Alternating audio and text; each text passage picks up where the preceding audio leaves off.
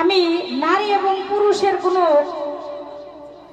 আলোচনা করে নাই, ইসলামিক বিষয়ে মূল ইসলামটা কি, শরীয়ত এবং ইসলামের মধ্যে মুসলমানের মধ্যে পার্থক্য কি, সেই বিষয়ে আলোচনা করার চেষ্টা করেছি।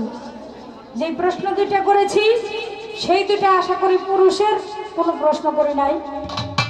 মুসলমান যারা আমরা আছি সকলের জানা দরকার, সেই কারণে প্রশ্ন দুইটা করা হয়েছিল।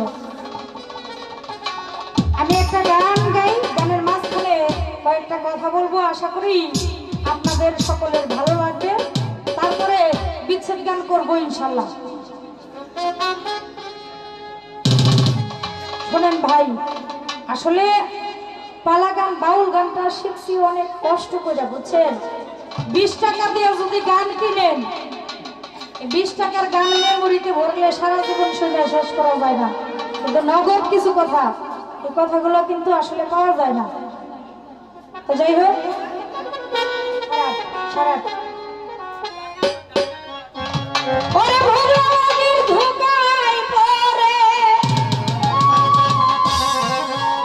ভাই এটা কি কোনো নারী পুরুষের পালার গান?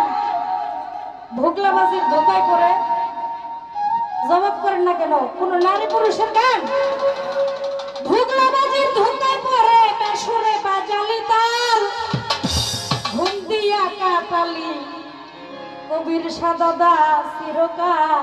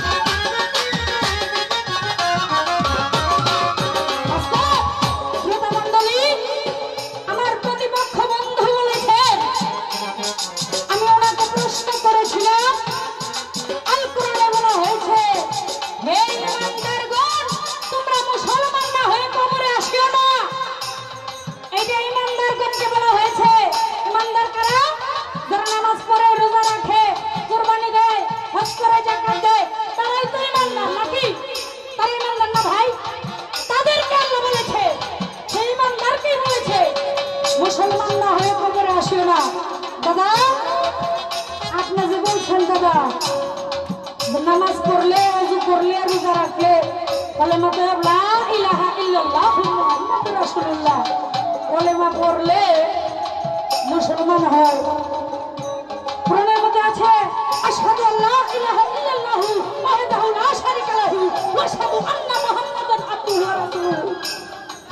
এর মধ্যে আছে আমি সাক্ষ্য দিতেছি যে এই যে আঙ্গুলটারে খাড়া কইরা কোন যে আমি সাক্ষ্য দিতেছি যে ভাই কেউ যদি খুন করে আমি যদি না দেখি আমি যদি সাক্ষী দেই তাহলে ওই সাক্ষী হবে হবে কলেমা শুধু পড়লেই হবে না কলেমা দেখে বলতে হবে আমি সাক্ষ্য দিতেছি যে তাইলে হবে কলেমা পড়া। কলেমাকে দেখে শুই না বুঝে তারপরে কলেমা পাঠ করতে হবে নইলে মুসলমান না দুন্তের নয় আকার না আমি আপনার এই কথা মানি না। তার কারণ আমার রাসূলুল্লাহ সাল্লাল্লাহু আলাইহি সাল্লাম গাদিরা খুমের মধ্যে গাদিরা খুমে বিদায় হজের বেলায় বলেছিল সাহাবীগণদেরকে ১৬ লক্ষ সাহাবী সেখানে ছিল লক্ষাধিক সাহাবী সেখানে বলেছিল যে আমি নবী আল্লাহর দোস্ত বলে যাইতেছি আমাকে তোমরা তোমাদের মাওলা মানো কি মানো না। তখন সাহাবীগণ বলেছিল হুজুর আপনাকে আমরা মানি আপনি আমাদের মাওলা।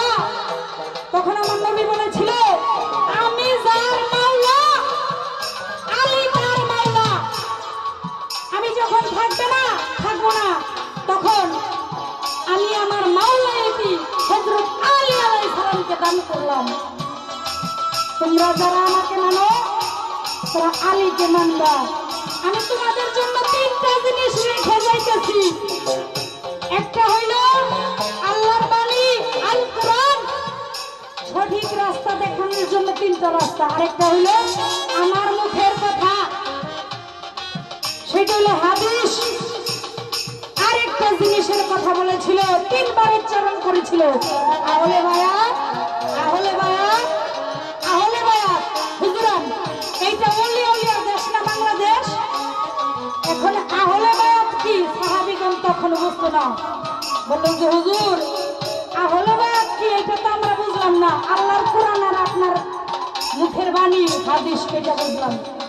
তখন আমার নবী বলেছিল আহল অর্থ হইল বংশ বায়াত হইল আত্মসমর্পণ করা। আমার বংশধরের কাছে যারা আত্মসমর্পণ করবে তারাই হইল প্রকৃতভাবে মুসলমান। আর যদি নামাজ রোজা হজ যাকাত কলেমা এইটুকু করলেই মুসলমান হইতো তাইলে হিন্দু লোকেরা কোরআনটাকে দাদা রিসার্চ করে এক জায়গায় করছে কিন্তু কোরআনকে বানাইছে মানে একসাথে করে একটা বই রূপে বানাইছে খ্রিস্টানের জগতে। সে কি দাদা কোরআন পড়ে নাই? আমরা দেখি নানান চ্যানেলে হিন্দু লোকেরা খ্রিস্টান লোকেরা তাদের কোরআন মুখস্থ আছে দাদা আছে না কলেমা পড়ে না। হিন্দু লোক যদি গান গায় যে প্রাণকৃষ্ণ সুনীল কর্মকার এরা যখন শরীয়তের কালামে গান করে সারা রাত্র তেলাওয়াত করে তাহলে তো তারা মুসলমান নাকি? এই জন্য আল্লাহ তাআলা বলেছেন হে ঈমানদারগণ তোমরা মুসলমান না হয়ে কবরে আসিও না। আর একেই বলে হয় মুসলমান যারা আত্মসমর্পণ করেছে। যদি এই কথা সত্য হয় তাহলে আপনি দয়া কইরা দাদা আপনার চরণে হাত একটু মাইকে বলে দিবেন যে হ্যাঁ আহলে বায়াত যারা করেছে বা যারা করে নাই তারা মুসলমান কি না। আরেকটি কথা শরীয়তের ব্যাপারে আরেকটা আমার জানার বিষয় থাকবে। আমার রাসূলুল্লাহ সাল্লাল্লাহু আলাইহি সাল্লাম ওফাত হওয়ার আগে হযরত আলী আলাইহিস সালামকে মাওলানা দান করেছিল। আস্তে মাওলানা দান করেছিল। হযরত আলী খলিফা হওয়ার কথা ছিল, কারণ এটা রাসূলের মুখের কথা। যারা কামেল পীরের হাত ধরেছে, লালন সাইজি বলেছে মুর্শিদের হাত রাসূলের হাত, রাসূলের হাত আল্লাহর হাত। দাদা, আমরা যদি মুহাম্মদের কথা না মানি তাইলে কি আল্লাহকে না মানা হবে না? হবে না? তাইলে রাসূলুল্লাহ সাল্লাল্লাহু আলাইহি সাল্লাম ওফাতের কয়েকদিন আগে, কিছুক্ষণ আগে বলছিল যে আমার কিছু খলিফা আছে, আমার কিছু লোক আছে খুব কাছের, তারা ইসলামের সাথে বেঈমানি করতে যাইতেছে। কয়েকজন ছিল তার ঘরের মধ্যে হুজরাখানাতে, সেখানে তার সাথে ছিল হযরত আলী, মা ফাতেমা, হযরত ইমাম হাসান এবং হুসাইন। সেই সাথে তার কিছু খলিফাও ছিল। তখন বলেছিল যে আমি তো এই পৃথিবী থেকে চলে যাব, তোমরা একটা কাগজ কলম এনে আমার কাছে দাও, আমি লিখিতভাবে দিয়ে যাই যে আমার পরে মাওলায়ে দান করেছি হযরত আলীকে।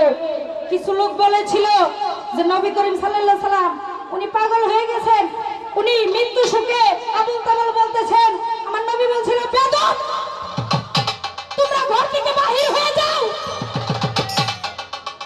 তখন তাদেরকে বেদব বলেছিল। এবং আমার রাসূল করিম পর্দা নেওয়ার পরে প্রথম খলিফা হইল হযরত আবু বকর, তারপরে হইল উসমান গনি, এইভাবে শ্রেণী বাই শ্রেণী। তারপরে হইল হযরত আলী। তারা কারা ছিল যাদেরকে বেদব বলে ঘর থেকে আমার রাসূল করিম সাল্লাল্লাহু আলাইহি সাল্লাম বাহির করে দিলেন? আর তারা যদি ইসলামের প্রথম খলিফা হয়ে থাকে, তাহলে যে সিয়াসাত্তার যে 6টা দলিল, এই দলিল মানা উচিত কি না? আমার রাসূলের কথা যারা মানে নাই, তাদের দলিলগুলো যে সিয়াসাত্তার যে 6টা হাদিস, এগুলা মানা উচিত কি না? ওই ঘর থেকে রাসূলুল্লাহ সাল্লাল্লাহু আলাইহি সাল্লাম বেদব বলে তাদেরকে বাইর করে দিয়েছিলেন। এটা আপনার কাছে আমার জানার বিষয়। বড় গরু জবাই কইরা প্রিয় বাড়ি গিলিরা,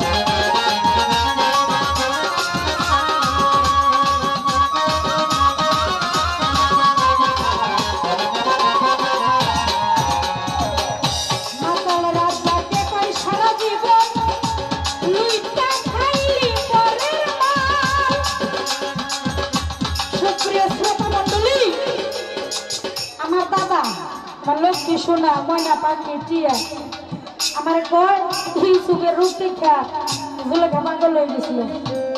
জুলেখা রাজত্ব ছাইরা দিয়ে এসে দেখছিল, কিন্তু লাইলির প্রেমে মজনু নিজের নাম তার বাবার নাম তার চোদ্দ গোষ্ঠীর নাম ভুলে যায় লাইলাহা লাইলাহা ইল্লাল্লাহ ইল্লাল্লাহ জপছিল, মনে করছিল লাইলি খুদা। এর চাইতে বড় কিছু আছে নাকি? হ্যাঁ, আপনি বলেন। আমার কাছে প্রশ্ন করছে তুমি কোন জাতের নারী? নারী চার প্রকার, হস্তিনী, পত্নী, সংজনী, চিন্তামণি। সেই নারীর মধ্যে হইল আমি চিন্তামণি জাতের নারী, যেই নারী স্বয়ং সম্পূর্ণভাবে নিজের যে ধর্ম থাকবে, সে ইসলামিক থাক, সে সনাতন ধর্মে থাক, সে বৌদ্ধ থাক, সে খ্রিস্টান থাক, স্বয়ং সম্পূর্ণভাবে নারীর যে গুণগুলি আছে, মানে তার নারীত্ব থাকতে হবে, তার সংসার থাকতে হবে, তার স্বামী থাকতে হবে, তার মাতা পিতার খেদমত করতে হবে, আল্লাহওয়ালা হইতে হবে। নারী সবসময় ধৈর্যশীল হইতে হবে। নারী নিচের দিকে তাকায় সর্বক্ষণ চলাফেরা করবে। নিচের দিকে মানে এই যে চোখ নিচের দিকে দিয়ে না, তার মনটা নরম করে সর্বক্ষণ সর্বদিকটা নিচু হয়ে। আরেকটা কথা বলি, এই ধৈর্য আছে দেখে বাংলাদেশে রাজত্ব করতেছে আমাদের প্রধানমন্ত্রী শেখ হাসিনা। সেও নারী, খালেদা জিয়া প্রধানমন্ত্রী ছিল, সেও নারী। আপনাদের মতো যে চারটা লোকের কাছে রাজত্ব দেয়নি।